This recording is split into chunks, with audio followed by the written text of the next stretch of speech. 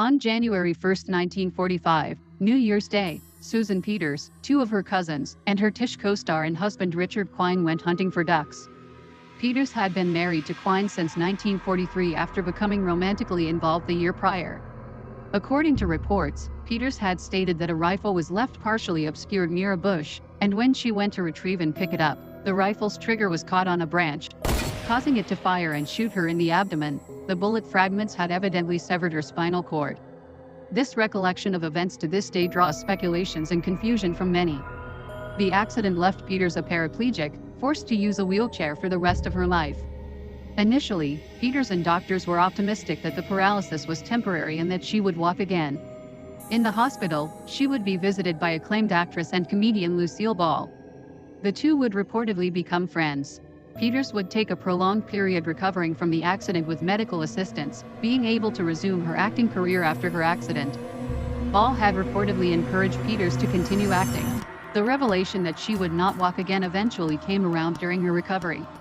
In 1946, Quine and Peters had adopted a son named Timothy.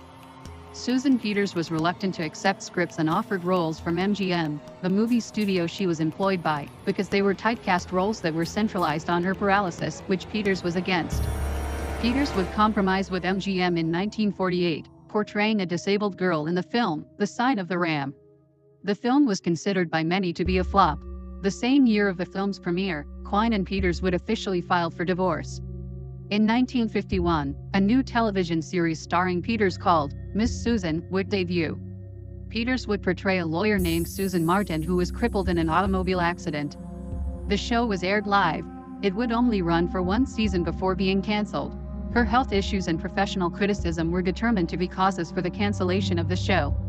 This role would be her very last ever role. Susan Peters died on October 23, 1952, at the age of just 31 years old. Peters died in Visalia, California.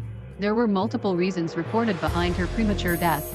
Peters had reportedly suffered from pneumonia, kidney failure, and other complications stemming from the 1945 accident. Peters also had been intentionally starving herself, reportedly losing the will to live. Susan Peters was interred into Forest Lawn Memorial Park.